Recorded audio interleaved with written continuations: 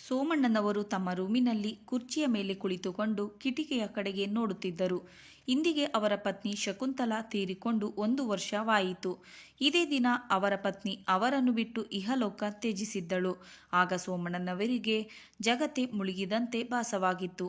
ಆರೋಗ್ಯದಿಂದ ಎಲ್ಲವೂ ಸರಿಯಾಗಿದ್ದ ಶಕುಂತಲಾ ಆ ದಿನವೂ ಕೂಡ ಬೆಳಿಗ್ಗೆ ಬೇಗನೆ ಎದ್ದು ತನ್ನ ಎಲ್ಲ ಕೆಲಸಗಳನ್ನು ಮುಗಿಸಿ ನನಗೆ ಮತ್ತು ಅವಳಿಗೆ 2 ಕಪ್ ಚಹಾ ಹಾಕಿಕೊಂಡು ಬಂದಳು. ಇಬ್ಬರು ಕುಳಿತು ಚಹಾ ಕುಡಿದೆವು. ಚಹಾ ಕುಡಿದು ಮುಗಿಸುವಷ್ಟರಲ್ಲಿ ಅವಳಿಗೆ ಎದೆನೋವು ಕಾಣಿಸಿತು. ಏನು ಹೇಳಲಿಕ್ಕೆ ಕೇಳಲಿಕ್ಕೆ ಸಮಯ ಸಿಗದೆ ಕೇವಲ 10 ನಿಮಿಷಗಳಲ್ಲಿ ಎಲ್ಲವೂ ಮುಗಿದು ಹೋಯಿತು. ನನಗೆ ದಿಕ್ಕೆ ತೋಚದಾಗಿತ್ತು. ಮನೆಯಲ್ಲಿಯೇ ಅವಳು ತನ್ನ ಜೀವವನ್ನು ಚೆಲ್ಲಿದಳು. ಆದರೂ ನಾವು ಅವಳನ್ನು ಅವಸರದಿಂದ ಆಸ್ಪತ್ರೆಗೆ ಕೊಂಡೊಯ್ದೆವು.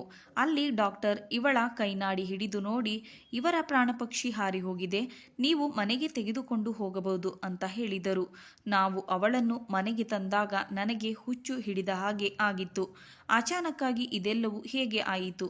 ಅಯ್ಯೋ ದೇವರೇ, ಇವಳ ಬದಲಾಗಿ ನನ್ನಾದರೂ ಕರೆದುಕೊಳ್ಳಬಾರದಿತ್ತಾ? ಇವಳಿಲ್ಲದೆ ನಾನು ಹೇಗೆ ಬದುಕಲಿ? ನನ್ನ ಕಣ್ಣಲ್ಲಿ ಒಮ್ಮೆಲೆ ಕತ್ತಲು ಕವಿದಂತೆ ಆಯಿತು. ಭೂಮಿಯು ಅಲ್ಲಾಡಿ ನಡುಗುವಂತೆ ಭಾಸವಾಯಿತು. ನನ್ನ ಪೂರ್ತಿ ಮೈಯೆಲ್ಲ ನಡುಗುತ್ತಿತ್ತು. ಕಾಲಿನಲ್ಲಿ ಶಕ್ತಿ ಇಲ್ಲದಾಗಿತ್ತು. ನಡೆದಾಡಲು ಸಹ ಆಗುತ್ತಿರಲಿಲ್ಲ. ಇಬ್ಬರು ವ್ಯಕ್ತಿಗಳು ನನ್ನ ತೋಳುಗಳನ್ನು ಹಿಡಿದುಕೊಂಡು ಹೊರಟಿದ್ದರು. ಕೇವಲ 10 ನಿಮಿಷದಲ್ಲಿ ನನ್ನ ಜೀವನ ಹೊಸಕಿ ಹಾಕಿದಂತೆ ಆಯಿತು.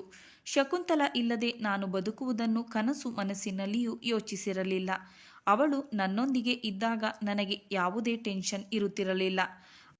ಅವಳು ನನ್ನ ಸಣ್ಣ ಪುಟ್ಟ ವಸ್ತುಗಳ ಬಗ್ಗೆ ಬಹಳ ಕಾಳಜಿ ಮಾಡುತ್ತಿದ್ದಳು. ಈಗ ಒಂಟಿಯಾಗಿ ಈ ಮೌನವಾದ ರೂಮಿನಲ್ಲಿ ಕುಳಿತು ಜೀವನ ಕಳೆಯಬೇಕಾಗಿದೆ. ಹೀಗೆ ಸೋಮಣ್ಣನವರು ತಮ್ಮ ರೂಮಿನಲ್ಲಿ ಕುಳಿತು ಚಿಂತೆ ಮಾಡುತ್ತಿದ್ದರು. ಅಷ್ಟೊತ್ತಿಗೆ ಅಲ್ಲಿಗೆ ಅವರ ದೊಡ್ಡ ಸೊಸೆ ಬಂದು, ಮಾವ, ಅಡಿಗೆ ತಯಾರಾಗಿದೆ, ಊಟ ಮಾಡಿರಿ ಅಂತ ಹೇಳಿದಾಗ ಅವರು ಊಟ ಮಾಡಲು ಎದ್ದು ಹೊರಗೆ ಬಂದರು. ಊಟದ ತಟ್ಟೆಯನ್ನು ನೋಡುವುದೇನಿದೆ, ಅದರಲ್ಲಿ ಇರುವುದು 2 ತಂಗಳು ರೊಟ್ಟಿ ಮತ್ತು ರಾತ್ರಿ ಉಳಿದ ಪಲ್ಯ. ಶಕುಂತಲೆ ಇದ್ದಾಗ ಅವಳು ನನಗೆ ಇಷ್ಟವಾದ ಬಿಸಿ ಬಿಸಿಯಾದ ರೊಟ್ಟಿಯ ಜೊತೆಗೆ ಬೇಳೆ ಪಲ್ಯ, ತರಕಾರಿ, ಮೊಸರು, ಚಟ್ನಿ, ಹಪ್ಪಳ, ಉಪ್ಪಿನಕಾಯಿ ಕಡ್ಡಾಯವಾಗಿ ಇರಿಸುತ್ತಿದ್ದಳು. ತಂಗಳು ರೊಟ್ಟಿಯನ್ನು ಅವಳು ನನಗೆ ಕೊಡುತ್ತಿರಲಿಲ್ಲ. ಇಂದು ಊಟದ ತಟ್ಟೆಯಲ್ಲಿ ತಂಗಳು ರೊಟ್ಟಿ ಮತ್ತು ರಾತ್ರಿ ಉಳಿದ ಪಲ್ಯ ಬಿಟ್ಟು ಉಳಿದ ಎಲ್ಲ ಪದಾರ್ಥಗಳು ಮಾಯವಾಗಿದ್ದವು.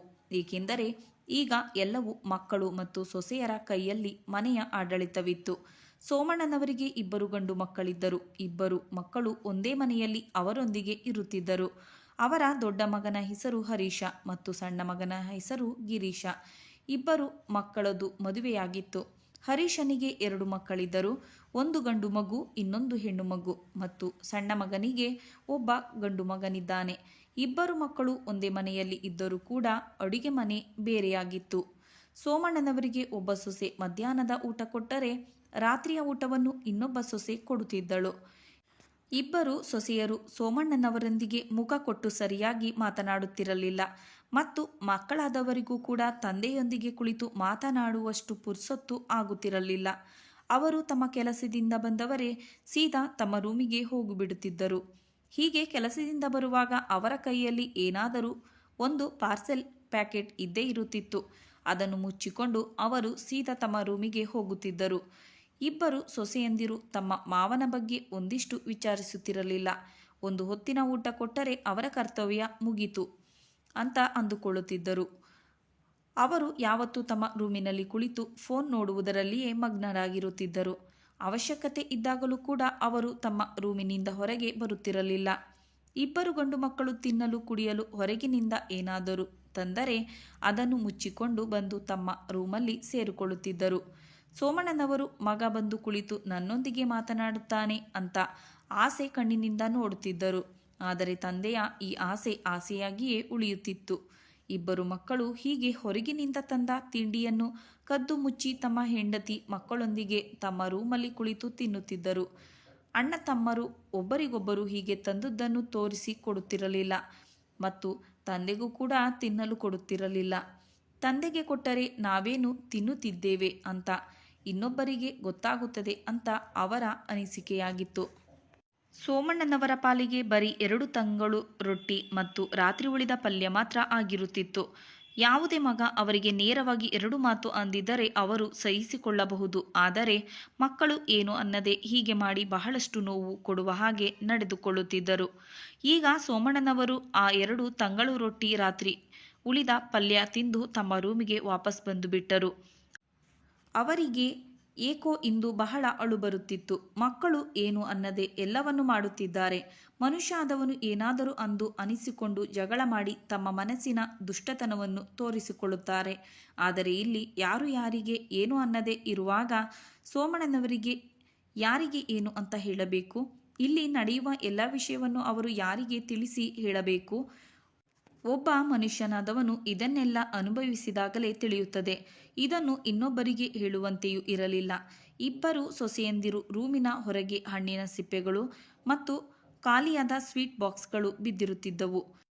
ಇದನ್ನೆಲ್ಲ ನೋಡಿ ಇವೆಲ್ಲವೂ ತಿಂದಿದ್ದಾರೆ ಅಂತ ಸೋಮಣ್ಣನವರಿಗೆ ವಿಷಾದ ಪಟ್ಟುಕೊಳ್ಳುವುದನ್ನು ಬಿಟ್ಟರೆ ಬೇರೆ ದಾರಿ ಇರಲಿಲ್ಲ. ಆದರೆ ಅವರಿಗೆ ತಿನ್ನಲು ಅವರಿಗೆ 2 ಹೊತ್ತು 2 ತಂಗಳು ರೊಟ್ಟಿ ಮತ್ತು ರಾತ್ರಿ ಉಳಿದ ಪಲ್ಯ ಅಷ್ಟೇ ಆಗಿತ್ತು. ಇಂದು ಸೋಮಣ್ಣನವರಿಗೆ ತಮ್ಮ ಪತ್ನಿ ಶಕುಂತಲ ನೆನಪು ತುಂಬ ಬರುತ್ತಿತ್ತು. ಅವರು ಎದ್ದು ಹೋಗಿ ಶಕುಂತಲ ಅವರ ಫೋಟೋವನ್ನು ತೆರೆದರು ಮತ್ತು ಅವರ ಎಲ್ಲ ವಸ್ತುಗಳ ಮೇಲೆ ಒಮ್ಮೆ ಕಣ್ಣಾಡಿಸಿದರು. ಅವರ ಬಟ್ಟೆ, ಅವರ ಚಸ್ಮಾ, ಅವರ ಫೋಟೋ ಹೀಗೆ ನೋಡುತ್ತಾ ಇದ್ದಾಗ ಅವರ ದೃಷ್ಟಿ ಶಕುಂತಲರವರು ಬರೆದಿರುವ ಡೈರಿಯ ಮೇಲೆ ಹೋಗಿತು. ಅದು ಅವರ ಪರ್ಸನಲ್ ಡೈರಿ ಆಗಿತ್ತು. ಮುಟ್ಟಲು ಕೂಡ ಬಿಡುತ್ತಿರಲಿಲ್ಲ. ಸೋಮಣ್ಣನವರು ಅದನ್ನು ಎತ್ತಿಕೊಂಡು ತಮ್ಮ ಎದೆಗೆ ಒತ್ತಿ ಹಿಡಿದುಕೊಂಡು ತುಂಬ ಕಣ್ಣೀರು ಸುರಿಸುತ್ತಾ, ನೀನು ನನ್ನನ್ನು ಬಿಟ್ಟು ಎಲ್ಲಿಗೆ ಹೋದೆ? ನಿನ್ನ ಯಾವುದೇ ವಸ್ತುವಿಗೂ ನೀನು ಯಾರಿಗೂ ಮುಟ್ಟಲು ಬಿಡುತ್ತಿರಲಿಲ್ಲ. ಆದರೆ ನಾನು ಇಂದು ನಿನ್ನ ಎಲ್ಲ ವಸ್ತುಗಳನ್ನು ಮುಟ್ಟಿ ನೋಡುತ್ತಿದ್ದೇನೆ. ಇಂದು ಯಾರು ನನ್ನನ್ನು ತಡೆಯಬಲ್ಲರು ಮತ್ತು ಬೈಯಬಲ್ಲರು? ಹೀಗೆ ಅಂದುಕೊಳ್ಳುತ್ತಾ ಸೋಮಣ್ಣನವರು ಕಣ್ಣೀರು ಸುರಿಸುತ್ತಾ ಆ ಡೈರಿಯನ್ನು ತೆರೆದು ನೋಡಲು ಕುಳಿತರು. ಡೈರಿಯ ಒಳಗಡೆ ಒಂದು ಲಕೋಟೆ ಇತ್ತು. ಆ ಲಕೋಟೆಯಲ್ಲಿ ಒಂದು ಪತ್ರ ಮತ್ತು ಕೆಲವು ಕಾಗದ ಪತ್ರಗಳು ಇದ್ದವು. ಆಗ ಸೋಮಣ್ಣನವರು ಆ ಪತ್ರವನ್ನು ತೆರೆದು ಓದಲು ಕುಳಿತರು. ಅದರಲ್ಲಿ ಹೀಗೆ ಬರೆದಿತ್ತು: ನನ್ನ ಪ್ರೀತಿಯ ಪತಿದೇವರೇ ರೀ, ಒಂದು ವೇಳೆ ನೀವು ಈ ಪತ್ರವನ್ನು ಓದುತ್ತಿದ್ದರೆ ಈಗ ನಾನು ಈ ಭೂಮಿಯ ಮೇಲೆ ಇಲ್ಲ ಅಂತ ಅರ್ಥ. ಈ ಪತ್ರವು ಒಂದು ಕಾಗದದ ಹಾಳೆ ಆಗಿರಬಹುದು, ಆದರೆ ಇದರಲ್ಲಿ ನಾವಿಬ್ಬರು ಜೀವನದಲ್ಲಿ ಕಳೆದ ಸುಮಧುರವಾದ ಕ್ಷಣಗಳು ಇವೆ. ಅವನು ಕೆಲವು ಶಬ್ದಗಳಲ್ಲಿ ವರ್ಣಿಸಲು ಅಸಾಧ್ಯ. ಈ ಪತ್ರವು ನನ್ನ ಮನಸ್ಸಿನ ಕನ್ನಡಿ ಇದ್ದಂತೆ. ನೀವು ಇದನ್ನು ಓದುವಾಗ ನಮ್ಮ ಜೀವನದ ಸುಮಧುರ ಕ್ಷಣಗಳು ನಿಮ್ಮ ನೆನಪಿಗೆ ಬರುತ್ತದೆ. ನನ್ನ ಪ್ರೀತಿಯ ಪತಿದೇವರೇ, ನಾನು ನಿಮ್ಮನ್ನು ತುಂಬ ಪ್ರೀತಿಸುತ್ತೇನೆ. ಆದರೆ ಅದನ್ನು ನಿಮ್ಮ ಮುಂದೆ ಯಾವತ್ತಿಗೂ ಹೇಳಿಕೊಳ್ಳಲು ಆಗಲಿಲ್ಲ. ಅದಕ್ಕಾಗಿ ಈ ಪತ್ರವನ್ನು ಬರೆಯುತ್ತಿದ್ದೇನೆ. ಜೀವನದ ಸಾಗರದಲ್ಲಿ ನೀವು ನನಗೆ ಬಹಳ ಆಸರೆಯಾಗಿ ನಿಂತಿರಿ. ನಾನು ಎಷ್ಟು ಬಯಸಿದೆನೋ ನೀವು ಅದಕ್ಕಿಂತಲೂ ಹೆಚ್ಚಿನ ಪ್ರೀತಿಯನ್ನು ನನಗೆ ತೋರಿಸಿದ್ದೀರಿ. ಒಂದು ಪ್ರೀತಿಯ ಮನೆಯನ್ನು ಕೊಟ್ಟು 2 ಮುದ್ದು ಮುದ್ದಾದ ಮಕ್ಕಳನ್ನು ಕೊಟ್ಟಿರಿ. ನೀವು ನಿಮ್ಮ ಪೂರ್ತಿ ಜೀವನವನ್ನು ನನ್ನ ಸಲುವಾಗಿ ನಡೆಸಿದ್ದೀರಿ. ನನ್ನ ಎಲ್ಲ ಕಷ್ಟ ಸುಖದಲ್ಲಿ ಭಾಗಿಯಾಗಿದ್ದೀರಿ. ನನಗೆ ಯಾವತ್ತೂ ಯಾವ ತರಹದ ಬೇಸರ ಪಡಿಸಲಿಲ್ಲ. ನಾನು ಹೇಳಿದ ಎಲ್ಲ ಮಾತುಗಳನ್ನು ನಡೆಸಿಕೊಟ್ಟಿರಿ. ಒಬ್ಬ ಒಳ್ಳೆ ಪತಿ ಮತ್ತು ಒಳ್ಳೆಯ ತಂದೆ ಅಂತ ತೋರಿಸಿಕೊಟ್ಟಿರಿ. ಪ್ರತಿ ಜನ್ಮದಲ್ಲಿ ನನಗೆ ನೀವೇ ಪತಿಯಾಗಿ ಬರಬೇಕು ಅಂತ ನಾನು ಬಯಸಿದ್ದೇನೆ. ಬಹುಶಃ ಆ ದೇವರು ನನ್ನ ಮುಂದಿನ ಜನ್ಮದಲ್ಲಿ ಈ ಇಷ್ಟವನ್ನು ಪೂರ್ತಿಗೊಳಿಸಲಿ. ಅದಕ್ಕಾಗಿ ಹೋಗುವಾಗ ನನ್ನ ಮನಸ್ಸಿನ ಒಂದು ಸಣ್ಣ ಕಾಗದದ ತುಕಡಿಯನ್ನು ನಿಮಗೆ ಕೊಟ್ಟು ಹೋಗುತ್ತಿದ್ದೇನೆ ರೀ. ನನ್ನ ಮಾತು ಸ್ವಲ್ಪ ಗಮನವಿಟ್ಟು ಕೇಳಿಸಿಕೊಳ್ಳಿ. ಈಗಿನ ಕಾಲದಲ್ಲಿ ಮಕ್ಕಳ ಮೇಲೆ ಯಾವುದೇ ಭರವಸೆ ಇಡುವುದು ಅಂದರೆ ನಮ್ಮಿಷ್ಟಕ್ಕೆ ನಾವೇ ಮೋಸ ಮಾಡಿಕೊಂಡ ಹಾಗೆ ಆಗುತ್ತದೆ. ನಾನು ಹೋದ ನಂತರ ಮಕ್ಕಳು ಮತ್ತು ಸೊಸೆಯಂದಿರು ನಿಮ್ಮನ್ನು ಚೆನ್ನಾಗಿ ನೋಡಿಕೊಳ್ಳಬಹುದು. ಆದರೆ ಹೀಗೆ ಆಗದೇ ಇದ್ದರೆ ನಿಮ್ಮ ಪರಿಸ್ಥಿತಿ ಏನು? ಅದಕ್ಕಾಗಿ ಮಕ್ಕಳಿಗೆ ಎಲ್ಲ ವಿಷಯವನ್ನು ಹೇಳುವ ಅವಶ್ಯಕತೆ ಇರುವುದಿಲ್ಲ. ನಾವು ನಮ್ಮ ಎಲ್ಲ ಆದಾಯವನ್ನು ನಮ್ಮ ಮಕ್ಕಳಿಗೆ ವಿದ್ಯಾಭ್ಯಾಸ ಕೊಡಿಸಲಿಕ್ಕೆ ಮತ್ತು ಅವರ ಮದುವೆ ಮಾಡಿ ಮನೆ ನಡೆಸಿಕೊಂಡು ಹೋಗಲಿಕ್ಕೆ ಖರ್ಚು ಮಾಡಿದೆವು. ಆದರೆ ನನ್ನ ತಂದೆ ತಾವು ಸಾಯುವ ಮೊದಲು ಹಳ್ಳಿಯ ಅವರ ಜಮೀನನ್ನು ನನ್ನ ಹೆಸರಿಗೆ ಮಾಡಿದ್ದರು. ಹಳ್ಳಿಯ ಆ ಜಮೀನಿನ ಬಗ್ಗೆ ನಾನು ನಿಮಗಾಗಲಿ ಮಕ್ಕಳಿಗಾಗಲಿ ಯಾರಿಗೂ ಹೇಳಿದ್ದಿಲ್ಲ. ಆ ಜಮೀನನ್ನು ಮಾರಿ ನಾನು 4 ಫ್ಲ್ಯಾಟ್ಗಳನ್ನು ಖರೀದಿಸಿದ್ದೆ. ಆ ಫ್ಲ್ಯಾಟ್ಗಳನ್ನು ನಾನು ನಿಮ್ಮ ಹೆಸರಿನಿಂದ ಖರೀದಿಸಿದ್ದೇನೆ. ಅವುಗಳ ಕಾಗದ ಪತ್ರಗಳು ಈ ಪತ್ರಗಳ ಜೊತೆ ನಿಮಗೆ ಸಿಗುತ್ತವೆ. ನಾನು ಹೋದ ನಂತರ ಮಕ್ಕಳು ನಿಮ್ಮನ್ನು ಚೆನ್ನಾಗಿ ನೋಡಿಕೊಂಡರೆ ಆ ಫ್ಲ್ಯಾಟ್ಗಳನ್ನು ಅವರಿಗೆ ಕೊಟ್ಟುಬಿಡಿ. ಒಂದು ವೇಳೆ ನಿಮ್ಮನ್ನು ಚೆನ್ನಾಗಿ ನೋಡಿಕೊಳ್ಳದಿದ್ದರೆ ಅವರಿಗೆ ಕೊಡಬೇಡಿ. ಅವನ್ನು ಮಾರಿ ನೀವು ನಿಮ್ಮ ಜೀವನವನ್ನು ಮತ್ತು ಖರ್ಚನ್ನು ಆರಾಮವಾಗಿ ಮಾಡಬಹುದು. ವಯಸ್ಸಾದ ನೀವು ಈಗ ಮಕ್ಕಳ ಮುಂದೆ ಕೈಚಾಚುವುದಿಲ್ಲ ಅಂತ ನನಗೆ ಚೆನ್ನಾಗಿ ಗೊತ್ತು. ನಾನು ಹೋದ ನಂತರ ನೀವು ಗಾಬರಿಯಾಗುವುದು ಮತ್ತು ಕಣ್ಣೀರು ಹಾಕುವುದು ಯಾವ ಅವಶ್ಯಕತೆಯೂ ಇಲ್ಲ. ನೀವು ನಿಮ್ಮ ಕೆಲಸ ಮಾಡಿಕೊಡಲು ಒಬ್ಬ ಕೆಲಸದವಳನ್ನು ನೇಮಿಸಿಕೊಳ್ಳಿ. ಅವಳು ನಿಮಗೆ ಒಳ್ಳೆಯ ಅಡುಗೆ ಮಾಡಿಕೊಡುತ್ತಾಳೆ ಮತ್ತು ನಿಮ್ಮ ಎಲ್ಲ ಕೆಲಸಗಳನ್ನು ಮಾಡಿಕೊಡುತ್ತಾಳೆ. ನಾನು ಈ ಭೂಮಿಯ ಮೇಲೆ ಇಲ್ಲ, ಅದಕ್ಕಾಗಿ ನೀವು ಊಟ ಉಪಚಾರದ ಬಗ್ಗೆ ತಾತ್ಸಾರ ಮಾಡಬೇಡಿ. ಸಮಯಕ್ಕೆ ಸರಿಯಾಗಿ ಮಾತ್ರೆಗಳನ್ನು ತೆಗೆದುಕೊಳ್ಳಿ. ನಾನು ನಿಮ್ಮನ್ನು ನೋಡುತ್ತಿರುತ್ತೇನೆ. ನೀವು ನಿಮ್ಮನ್ನು ಒಂಟಿ ಎಂದು ಯಾವತ್ತೂ ಭಾವಿಸಬೇಡಿ. ಧೈರ್ಯದಿಂದ ಇರಿ. ಜೀವನ ನಡೆಸಲು ಹೊಸ ದಾರಿಯನ್ನು ಹುಡುಕಿಕೊಳ್ಳಿ. ನೀವು ನಿಮ್ಮ ಜೀವನದಲ್ಲಿ ಆಫೀಸು, ಮನೆ, ಮಕ್ಕಳು ಸಂಭಾಳಿಸಿದ್ದೀರಿ. ಅಂದರೆ ಈಗ ಜೀವನದಲ್ಲಿ ಯಾವ ಕೆಲಸವನ್ನು ಮಾಡಲು ನಿಮ್ಮಿಂದ ಅಸಾಧ್ಯವಿಲ್ಲ. ಈ ಪತ್ರವನ್ನು ಓದುತ್ತಾ ನೀವು ತುಂಬ ದುಃಖದಿಂದ ಬಿಕ್ಕಿ ಬಿಕ್ಕಿ ಅಳುತ್ತಿದ್ದೀರಿ ಅಂತ ನನಗೆ ಗೊತ್ತು. ಆದರೆ ದಯವಿಟ್ಟು ಕಣ್ಣೀರು ಹಾಕಬೇಡಿ. ಮೊದಲು ಕಣ್ಣೀರು ಒರೆಸಿಕೊಳ್ಳಿ. ನಾನು ಹೋದ ನಂತರ ನೀವು ಯಾವ ಧೈರ್ಯವನ್ನು ಕಳೆದುಕೊಂಡಿರುವಿರೋ ಅದನ್ನು ಮತ್ತೆ ತೆಗೆದುಕೊಳ್ಳಿ. ಆಗ ನನ್ನ ಆತ್ಮಕ್ಕೆ ಶಾಂತಿ ಸಿಗುತ್ತದೆ. ನಾನು ಸದಾ ನಿಮ್ಮೊಂದಿಗೆ ಇರುತ್ತೇನೆ. ಪತ್ರವನ್ನು ಓದಿ ಸೋಮಣ್ಣನವರು ಅದನ್ನು ತಮ್ಮ ಎದೆಗೆ ಹಿಡಿದುಕೊಂಡು ಸತತವಾಗಿ ಅಳುತ್ತಲಿದ್ದರು. ಹೀಗೆ ಬಹಳ ಹೊತ್ತು ಅತ್ತ ನಂತರ ಅವರು ತಮ್ಮ ಕಣ್ಣೀರನ್ನು ಒರೆಸಿಕೊಂಡು ಫ್ಲ್ಯಾಟಿನ ಪೇಪರುಗಳನ್ನು ತೆಗೆದು ಜೋಪಾನವಾಗಿ ಇಟ್ಟರು. ಮಾರನೇ ದಿನ ಅವರು ತಮ್ಮ ಒಬ್ಬ ಆಪ್ತ ಗೆಳೆಯರ ಮನೆಗೆ ಹೋಗುತ್ತಾರೆ ಮತ್ತು ಅವರು ವಕೀಲರಾಗಿರುತ್ತಾರೆ. ಸೋಮಣ್ಣನವರು ತಮ್ಮ ಫ್ಲ್ಯಾಟಿನ ಪೇಪರುಗಳನ್ನು ವಕೀಲರಿಗೆ ತೋರಿಸಿದಾಗ ಅವರು ಎಲ್ಲ ಕಾಗದಗಳು ಸರಿಯಾಗಿದೆ ಅಂತ ಹೇಳುತ್ತಾರೆ. ಮತ್ತು ಅದೇ ವಕೀಲರನ್ನು ಕರೆದುಕೊಂಡು ಸೋಮಣ್ಣನವರು ತಮ್ಮ ಫ್ಲ್ಯಾಟುಗಳನ್ನು ನೋಡಿ ಬಂದರು. ಆ ಫ್ಲ್ಯಾಟುಗಳು ಈಗ ಕೋಟಿಗಟ್ಟಲೆ ಬೆಲೆ ಬಾಗುತ್ತದೆ. ಸೋಮಣ್ಣನವರು ತಮ್ಮ ಆಪ್ತ ಗೆಳೆಯನೊಂದಿಗೆ ಕುಳಿತು ಫ್ಲ್ಯಾಟುಗಳ ಬಗ್ಗೆ ಚರ್ಚಿಸಿ ಸಲಹೆ ಪಡೆದುಕೊಂಡರು. ಆಗ ವಕೀಲರು ಹೇಳಿದ್ದೇನೆಂದರೆ, ನೀವು 2 ಫ್ಲ್ಯಾಟುಗಳನ್ನು ಮಾರಿ ಬಂದ ಹಣದಲ್ಲಿ ಉಳಿದ 2 ಫ್ಲ್ಯಾಟುಗಳಲ್ಲಿ ನಿಮಗೆ ಮನೆ ಕಟ್ಟಿಸಿಕೊಳ್ಳಿ ಮತ್ತು ಕೆಳಗೆ ಬಾಡಿಗೆ ಕೊಡಲು ಅಂಗಡಿಗಳನ್ನು ಕಟ್ಟಿಸಿ. ಅದರ ಮೇಲೆ ನಿಮ್ಮ ಮನೆಯನ್ನು ಕಟ್ಟಿಕೊಳ್ಳಿ. ಅಂಗಡಿಯಿಂದ ನಿಮಗೆ ಪ್ರತಿ ತಿಂಗಳು ಆದಾಯ ಬರುತ್ತದೆ. ಆಗ ನಿಮ್ಮ ಜೀವನದ ಖರ್ಚು ಸಿಗುತ್ತದೆ ಅಂತ ಹೇಳಿದರು. ವಕೀಲರ ಮಾತು ಸೋಮಣ್ಣನವರಿಗೆ ಸರಿ ಅನಿಸಿತು. ಅವರು ಅಲ್ಲಿಂದ ಮನೆಗೆ ಮರಳಿ ಬಂದು ತಮ್ಮ 2 ಮಕ್ಕಳನ್ನು ಕರೆದು, ಮಕ್ಕಳೇ, ಹರೀಶ, ಗಿರೀಶ, ನಿಮ್ಮದು ಅಷ್ಟು ಆದಾಯ ಇಲ್ಲ ಅಂತ ನನಗೆ ತಿಳಿಯುತ್ತಿದೆ. ಆದರೆ ನನ್ನವು ಸ್ವಲ್ಪ ವೈಯಕ್ತಿಕ ಖರ್ಚುಗಳು ಇವೆ. ಊಟ, ತಿಂಡಿ ಮತ್ತು ಔಷಧಿ ಮಾತ್ರೆಗಳಿಗೆ ಖರ್ಚು ಮಾಡಲು ನನಗೆ ಹಣ ಬೇಕಾಗುತ್ತದೆ. ನೀವಿಬ್ಬರು ಪ್ರತಿ ತಿಂಗಳು ನನಗೆ ಸ್ವಲ್ಪ ಹಣ ಕೊಡಿ. ಅದರಿಂದ ನನ್ನ ಔಷಧಿ ಮಾತ್ರೆಗಳು ಮತ್ತು ಸಣ್ಣ ಪುಟ್ಟ ಖರ್ಚುಗಳು ನೀಗುತ್ತವೆ ಅಂತ ಹೇಳಿದಾಗ 2 ಮಕ್ಕಳು, ಪ್ರತಿ ತಿಂಗಳು ನಿಮಗೆ ಹಣ ಕೊಡುವಷ್ಟು ನಮಗೆ ಹಣ ಉಳಿತಾಯ ಇಲ್ಲ ಅಪ್ಪ. ಮನೆಯ ರೇಷನ್ ಮತ್ತು ಮಕ್ಕಳ ಸ್ಕೂಲ್ ಅಷ್ಟಕ್ಕೆ ಹಣ ಸರಿ ಹೋಗುತ್ತದೆ ಅಂತ ಹೇಳಿದರು. ಆಗ ಸೋಮಣ್ಣನವರು, ಆಯಿತು, ಪರವಾಗಿಲ್ಲ, ನಿಮ್ಮ ಹತ್ತಿರ ನನಗೆ ಕೊಡಲು ಹಣ ಇಲ್ಲದಿದ್ದರೆ ಏನೂ ತೊಂದರೆ ಇಲ್ಲ. ನನಗೆ ಖರ್ಚಿಗೆ ಹಣ ಬೇಕೇ ಬೇಕು. ನನಗೆ ಒಂದು ಜಾಗದಲ್ಲಿ ಕೆಲಸ ಸಿಗುವುದು ಇದೆ. ಹೆಚ್ಚಿಗೆ ಏನು ಕೆಲಸವಿಲ್ಲ, ಸಣ್ಣ ಪುಟ್ಟ ಲೆಕ್ಕ ಇಡುವ ಕೆಲಸ. ಇದರಿಂದ ನನ್ನ ಖರ್ಚಿನ ಹಣವು ದೊರೆಯುತ್ತದೆ. ನನ್ನ ಗೆಳೆಯನ ಪರಿಚಯದವರ ಆಫೀಸ್ ಅದಾಗಿದೆ ಅಂತ ಹೇಳಿದಾಗ 2 ಮಕ್ಕಳು ಆಯಿತು, ನಿಮ್ಮಿಷ್ಟ ಅಂತ ಹೇಳಿ ಅಲ್ಲಿಂದ ಹೊರಟು ಹೋದರು. ಈಗ ಸೋಮಣ್ಣನವರು ಪ್ರತಿದಿನ ಬೆಳಿಗ್ಗೆ ಮನೆಯಿಂದ ಹೋಗಿ ಸಂಜೆ ಮರಳಿ ಬರುತ್ತಿದ್ದರು. ಅವರು ತಮ್ಮ 2 ಫ್ಲ್ಯಾಟ್ಗಳನ್ನು ಮಾರಿ ಬಂದ ಹಣದಲ್ಲಿ ತಮ್ಮ ಉಳಿದ 2 ಫ್ಲ್ಯಾಟುಗಳಲ್ಲಿ ಅಂಗಡಿ ಮತ್ತು ಅದರ ಮೇಲೆ ಮನೆ ಕಟ್ಟಿಸಲು ಪ್ರಾರಂಭಿಸಿದರು. ಸ್ವಲ್ಪ ತಿಂಗಳುಗಳಲ್ಲಿ ಕೆಳಗೆ ಅಂಗಡಿಗಳು ಮತ್ತು ಅವುಗಳ ಮೇಲೆ ಮನೆ ತಯಾರಾಗಿ ಬಿಟ್ಟವು. ಸೋಮಣ್ಣನವರು ಅಂಗಡಿಗಳನ್ನು ಬಾಡಿಗೆ ಕೊಟ್ಟರು ಮತ್ತು ಬಾಡಿಗೆ ಬಂದ ಹಣದಲ್ಲಿ ತಮ್ಮ ಖರ್ಚನ್ನು ತೂಗಿಸಿಕೊಂಡು ಹೊರಟರು. ಸೋಮಣ್ಣನವರು ಆ ಫ್ಲ್ಯಾಟುಗಳ ಬಗ್ಗೆ ತಮ್ಮ ಮಕ್ಕಳಿಗೆ ಮೊದಲೇ ಹೇಳಿದ್ದರೆ ಅವರು ಅದರಲ್ಲಿ ಅರ್ಧ ಪಾಲು ತೆಗೆದುಕೊಂಡು ಬಿಡುತ್ತಿದ್ದರು. ಮತ್ತೆ ಸೋಮಣ್ಣನವರು ಹೆಣಗುವಂತೆ ಆಗುತ್ತಿತ್ತು. ಮಕ್ಕಳಿಗೆ ಇಷ್ಟೊಂದು ಖರ್ಚುಗಳು ಇರುವಾಗ ವಯಸ್ಸಾದ ತಂದೆ ತಾಯಿಯರಿಗೂ ಸ್ವಲ್ಪ ಖರ್ಚುಗಳು ಇರುತ್ತವೆ. ಸೋಮಣ್ಣನವರ 2 ಮಕ್ಕಳು ಎಷ್ಟು ನಾಲಾಯಕ್ ಆಗಿದ್ದರೆಂದರೆ ವಯಸ್ಸಾದ ಅವರನ್ನು ಕೆಲಸಕ್ಕೆ ಕೂಡ ಕಳಿಸಿದರು. ಅಂಥವರು ತಮ್ಮ ತಂದೆಯ ಖರ್ಚನ್ನು ನೋಡಿಕೊಳ್ಳುತ್ತಾರೆ. ಇಂತಹ ಮಕ್ಕಳಿಂದ ವಯಸ್ಸಾದ ತಂದೆ ತಾಯಿ ಏನು ತಾನೇ ನಿರೀಕ್ಷೆ ಇಟ್ಟುಕೊಳ್ಳಬೇಕು? ಭಾನುವಾರ ಆಗಿದ್ದರಿಂದ 2 ಮಕ್ಕಳು ಮನೆಯಲ್ಲಿಯೇ ಇದ್ದರು. ಆಗ ಸೋಮಣ್ಣನವರು, ಹರೀಶ, ಗಿರೀಶ, ನನ್ನೊಂದಿಗೆ ಸ್ವಲ್ಪ ಹೊತ್ತು ಬನ್ನಿರಿ, ನಾನು ನಿಮಗೆ ಏನೋ ತೋರಿಸುವುದು ಇದೆ ಅಂತ ಹೇಳಿದಾಗ ಅವರು, ಏನು ತೋರಿಸಬೇಕೆಂದಿರಿ ಅಪ್ಪ? ಇವತ್ತು ಭಾನುವಾರ ಇದೆ. ಇವತ್ತೊಂದಿನಾದ್ರೂ ನಮ್ಮನ್ನು ನೆಮ್ಮದಿಯಿಂದ ಇರಲು ಬಿಡಿ ಅಂತ ಹೇಳಿದರು. ಆಗ ಸೋಮಣ್ಣನವರು ತುಂಬ ಮಹತ್ವದ ವಿಷಯವಿದೆ, ಮೊದಲು ನನ್ನೊಂದಿಗೆ ಬನ್ನಿರಿ, ಅಲ್ಲಿ ಹೋದಾಗ ನಿಮಗೆ ತಿಳಿಯುತ್ತದೆ ಅಂತ ಹೇಳಿದರು. ಇಬ್ಬರು ಮಕ್ಕಳು ತಮ್ಮ ಪತ್ನಿಯರನ್ನು ಕರೆದುಕೊಂಡು ತಂದೆಯೊಂದಿಗೆ ಹೊರಟರು. ಸೋಮಣ್ಣನವರು ಅವರನ್ನು ತಮ್ಮ ಹೊಸದಾಗಿ ಕಟ್ಟಿಸಿದ ಮನೆಗೆ ಕರೆದುಕೊಂಡು ಬರುತ್ತಾರೆ. ಅಲ್ಲಿ ಹಲವಾರು ವಯಸ್ಸಾದ ದಂಪತಿಗಳು ಕುಳಿತಿದ್ದರು ಮತ್ತು ಸೋಮಣ್ಣನವರ ವಕೀಲ ಗೆಳೆಯ ಕೂಡ ಅಲ್ಲಿದ್ದರು. ಆಗ ಅವರ ಮಕ್ಕಳು, ಅಪ್ಪ, ಇದು ಯಾರ ಮನೆ? ಇಲ್ಲಿ ಕುಳಿತವರು ಯಾರು? ಮತ್ತು ನಿಮ್ಮ ಗೆಳೆಯ ಇಲ್ಲೇನು ಮಾಡುತ್ತಿದ್ದಾರೆ ಅಂತ ಒಂದೇ ಸಮನೆ ಪ್ರಶ್ನೆಗಳ ಮೇಲೆ ಪ್ರಶ್ನೆ ಕೇಳಿದಾಗ ಸೋಮಣ್ಣನವರು, ಈ ಮನೆ ನನ್ನದು ಅಂತ ಗರ್ವದಿಂದ ಹೇಳಿದಾಗ ಇಬ್ಬರು ಮಕ್ಕಳಿಗೆ ವಿಚಿತ್ರವೆನಿಸಿತು. ಆಗ ಅವರು, ನಿಮ್ಮ ಮನೆ? ನೀವೇನು ಹೇಳುತ್ತಿದ್ದೀರಿ ಅಪ್ಪ? ಈ ಮನೆ ನಿಮ್ಮದು ಹೇಗಾಯಿತು?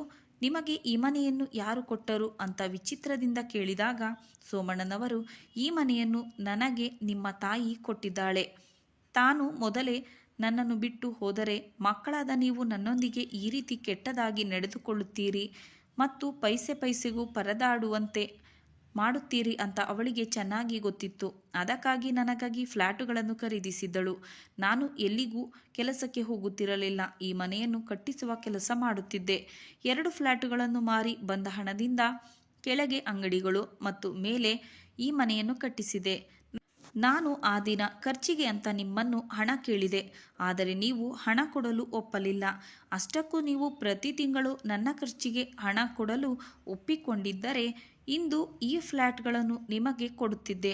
ಆದರೆ ನಿಮ್ಮ ಹತ್ತಿರ ನಿಮ್ಮ ತಂದೆಗೆ ಕೊಡಲು ಏನೂ ಇರಲಿಲ್ಲ. ನನ್ನೊಂದಿಗೆ ಕುಳಿತು ಮಾತನಾಡಲು ನಿಮಗೆ 2 ನಿಮಿಷ ಸಮಯ ಕೂಡ ಇರಲಿಲ್ಲ. ನೀವು ಸಣ್ಣವರಿದ್ದಾಗ ನಮ್ಮ ಸುಖ ಸಂತೋಷವನ್ನು ಬದಿಗಿಟ್ಟು ನಿಮ್ಮ ಆಸೆಗಳನ್ನು ಪೂರೈಸುತ್ತಿದ್ದೆವು. ಆದರೆ ನೀವು ನಮ್ಮ ಸಣ್ಣ ಪುಟ್ಟ ಖರ್ಚನ್ನು ಕೂಡ ನೋಡಿಕೊಳ್ಳಲಿಲ್ಲ. ಖರ್ಚು ಹೋಗಲಿ, ನಿಮಗೆ ನನ್ನೊಂದಿಗೆ ಕುಳಿತು 2 ಮಾತುಗಳನ್ನು ಆಡಲು ಕೂಡ ಸಮಯ ಇಲ್ಲದಾಗಿದೆ. ಒಮ್ಮೆಯಾದರೂ ನನ್ನ ಹತ್ತಿರ ಕುಳಿತು, ಅಪ್ಪ ಹೇಗಿದ್ದೀರಿ, ಊಟ ಮಾಡಿದ್ದೀರೋ ಇಲ್ಲವೋ, ಔಷಧಿ ತೆಗೆದುಕೊಂಡಿದ್ದೀರೋ ಇಲ್ಲವೋ ಅಂತ ಕೇಳಲಿಲ್ಲ. ನಮ್ಮ ಮಕ್ಕಳೇ ಹೀಗಿರುವಾಗ ಇನ್ನೊಬ್ಬರ ಮೇಲೆ ನಾವು ಯಾವ ವಿಶ್ವಾಸ ಮಾಡಬೇಕು? ಇಂತಹ ದಿನಗಳನ್ನು ನೋಡಲಿಕ್ಕೆ ನಿಮ್ಮ ತಾಯಿ ಇಲ್ಲದದ್ದು ಒಳ್ಳೆಯದೇ ಆಯಿತು. ಅವಳು ಹೋಗುವ ಮೊದಲು ನನ್ನ ಬಗ್ಗೆ ಸ್ವಲ್ಪ ಚೆನ್ನಾಗಿ ಯೋಚನೆ ಮಾಡಿದ್ದಳು. ತನ್ನ ಮಕ್ಕಳು ಹೀಗೆ ನಡೆದುಕೊಳ್ಳುತ್ತಾರೆ ಅಂತ ಅವಳು ಮೊದಲೇ ಅರಿತಿದ್ದಳು. ನನ್ನವು ಸ್ವಲ್ಪ ಕನಸುಗಳು ಇದ್ದವು. ನನಗೂ ವಯಸ್ಸಾದ ಮೇಲೆ ಯಾರಾದರೂ ಆಸರೆ ಬೇಕಿತ್ತು. ನೀವೀಗ ಇಲ್ಲಿ ಕುಳಿತವರನ್ನು ನೋಡಿದ್ದೀರಲ್ಲ, ಅವರು ಕೂಡ ನನ್ನಂತೆ ಮಕ್ಕಳಿಂದ ನಿರ್ಲಕ್ಷ್ಯಕ್ಕೆ ಒಳಗಾದವರು, ಮಕ್ಕಳಿಂದ ಮನೆಯಿಂದ ಹೊರಗೆ ಹಾಕಲ್ಪಟ್ಟವರು. ಇನ್ನು ಮುಂದೆ ನಾವೇ ಒಬ್ಬರಿಗೊಬ್ಬರು ಆಸರೆಯಾಗಿ ಇರುತ್ತೇವೆ. ನಾವೆಲ್ಲರೂ ಕೂಡಿ ಸುಖ ದುಃಖದಲ್ಲಿ ಪಾಲ್ಗೊಳ್ಳುತ್ತೇವೆ. ಇನ್ನು ಮುಂದೆ ನನ್ನ ಮನೆಯಲ್ಲಿ ಇರುತ್ತಾರೆ. ಮಕ್ಕಳಿದ್ದು ಕೂಡ ಅನಾಥರಂತೆ ಆದವರು ಇರುತ್ತಾರೆ. ಮಕ್ಕಳಿಂದ ತೊಂದರೆ ಈಡಾಗಿ ಕಷ್ಟಗಳನ್ನು ಅನುಭವಿಸಿದವರಿಗೂ ಈ ಮನೆಯ ಬಾಗಿಲು ಸದಾ ತೆರೆದಿರುತ್ತದೆ ಅಂತ ನೇರವಾಗಿ ಹೇಳಿದರು. ಸೋಮಣ್ಣನವರ ಮಾತು ಕೇಳಿ ಅವರ ಮಕ್ಕಳು ಮತ್ತು ಸೊಸೆಯಂದಿರು ಕ್ಷಮೆ ಕೇಳುತ್ತಾ, ಅಪ್ಪ, ನನ್ನಿಂದ ತಪ್ಪಾಯಿತು, ನನ್ನನ್ನು ಕ್ಷಮಿಸಿಬಿಡಿ. ನಾವು ನಮ್ಮ ಜೀವನದಲ್ಲಿ ಎಷ್ಟು ಮುಳುಗಿದ್ದೆವು ಅಂದರೆ ನಮಗೆ ಒಬ್ಬ ತಂದೆ ಇದ್ದಾರೆ ಮತ್ತು ಅವನಿಂದಲೇ ನಾವು ಈ ಭೂಮಿಗೆ ಬಂದಿದ್ದೇವೆ ಅನ್ನೋದನ್ನೇ ಮರೆತು ಬಿಟ್ಟೆವು ಅಂತ ಹೇಳುತ್ತಾ ಸೋಮಣ್ಣನವರನ್ನು ತಮ್ಮೊಂದಿಗೆ ಇರಲು ಒತ್ತಾಯ ಮಾಡುತ್ತಾರೆ. ಆಗ ಸೋಮಣ್ಣನವರು, ಮಕ್ಕಳೇ, ನನಗೆ ನಿಮ್ಮ ಮೇಲೆ ಏನೂ ಸಿಟ್ಟಿಲ್ಲ. ನಾನು ನಿಮ್ಮನ್ನು ಕ್ಷಮಿಸಿದ್ದೇನೆ. ನೀವು ನಿಮ್ಮ ಮನೆಯಲ್ಲಿ ಖುಷಿಯಾಗಿರಿ, ನಾನು ಇಲ್ಲಿ ಖುಷಿಯಾಗಿರುತ್ತೇನೆ. ನನಗೆ ಈಗ ಇದೇ ಕುಟುಂಬ ಆಗಿದೆ. ನನ್ನ ಉಳಿದ ದಿನಗಳನ್ನು ನಾನು ಇಲ್ಲಿಯೇ ಕಳೆಯುತ್ತೇನೆ ಇವರೊಂದಿಗೆ ಅಂತ ಸ್ಪಷ್ಟವಾಗಿ ಹೇಳಿದಾಗ ಅಲ್ಲಿ ಕುಳಿತಿದ್ದ ವೃದ್ಧ ದಂಪತಿಗಳು ಮತ್ತು ಸೋಮಣ್ಣನವರ ಮಕ್ಕಳ ಕಣ್ಣಲ್ಲಿ ನೀರು ಬಂದವು. ಆಗ ಸೋಮಣ್ಣನವರ ವಕೀಲ ಗೆಳೆಯ, ನಾನು ನನ್ನ ಗೆಳೆಯನ ಈ ನಿರ್ಧಾರವನ್ನು ಮನಸ್ಸಿನಿಂದ ಸನ್ಮಾನಿಸುತ್ತೇನೆ ಮತ್ತು ನನ್ನ ಗೆಳೆಯ ತೆಗೆದುಕೊಂಡ ನಿರ್ಧಾರವನ್ನು ಮಕ್ಕಳಿಂದ ನೊಂದು ಮನೆಯಿಂದ ಹೊರಗೆ ಬಂದ ವೃದ್ಧ ದಂಪತಿಗಳ ಜೀವನ ಸುಧಾರಣೆ ಮಾಡಲಿಕ್ಕೆ ನನ್ನ ಸಂಪೂರ್ಣ ಸಹಕಾರ ಇರುತ್ತದೆ ಅಂತ ಹೇಳಿದರು. ಈ ಮಾತಿಗೆ ಅಲ್ಲಿ ಸೇರಿದ ಎಲ್ಲ ವೃದ್ಧ ದಂಪತಿಗಳು ಸೋಮಣ್ಣನವರಿಗೆ ಚಪ್ಪಾಳೆಯ ಸುರಿಮಳೆಯನ್ನು ಹರಿಸಿದರು. ಸ್ನೇಹಿತರೆ, ಕಾಲಚಕ್ರ ತಿರುಗುತ್ತದೆ. ವಯಸ್ಸಾದವರು, ಕೈಲಾಗದವರು ಅಂತ ಅವರಿಗೆ ತೊಂದರೆ ಕೊಡುವುದು ಮತ್ತು ನಿರ್ಲಕ್ಷ್ಯ ಮಾಡುವುದು ಮಾಡಬಾರದು. ಅವರಿಗೆ ಯಾವ ದಿನ ಯಾವ ಕ್ಷಣ ಒಳ್ಳೆಯ ಕಾಲ ಬರುತ್ತದೆ ಅಂತ ಹೇಳಲಿಕ್ಕೆ ಆಗುವುದಿಲ್ಲ. ವಯಸ್ಸಾದ ಮೇಲೆ ಅವರು ಅಷ್ಟು ತೊಂದರೆ ಕಷ್ಟಗಳನ್ನು ಸಹಿಸಿಕೊಂಡು ಹೋಗುತ್ತಾರೆ ಅಂದರೆ ಅದು ಅವರ ದುರ್ಬಲತೆ ಅಲ್ಲ, ಸಹನೆ, ಮಕ್ಕಳ ಮೇಲಿನ ಪ್ರೀತಿ.